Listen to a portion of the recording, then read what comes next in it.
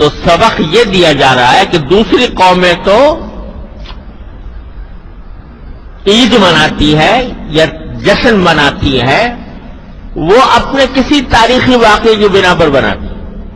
Christmas ہے عیسائیوں کی، وہ کہتے ہیں 25 دسمبر کو حضرت عیسیٰ علیہ السلام پیدا ہوئے تھے، ان کی یادگار میں 25 دسمبر کرسمس منائی جاتی ہے۔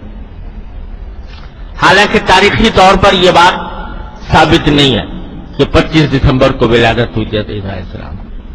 تاریخی اعتبار سے اس میں بہت کلام ہے، لیکن اگر بالفرض ہو بھی تو انہوں نے اس کو یوم پیدائش کو اپنے لیے عید بنا دیا۔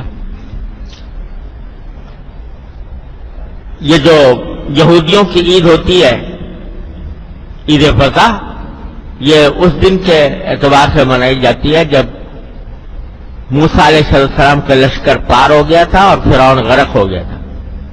اس تاریخی واقعے کی یاد میں وہ عید مناتے ہیں۔ تو جتنے مذاہب ہیں ان سب میں دیکھو تو وہ تاریخی واقعات جو اپنے ہمارے اکابر بزرگوں نے کوئی بات کی تھی، اس بات کی یاد میں وہ عید مناتے ہیں، جشن مناتے ہیں۔ وہ سارے مذاہب کا یہی حال ہے۔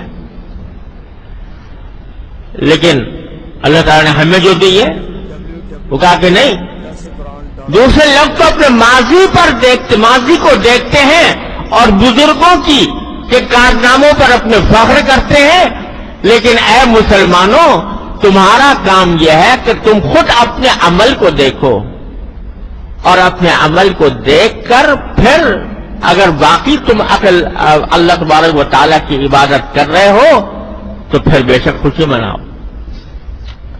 وہ جو اقبال نے کہا کہ تھے تو آبا وہ تمہارے ہی مگر تم کیا ہو،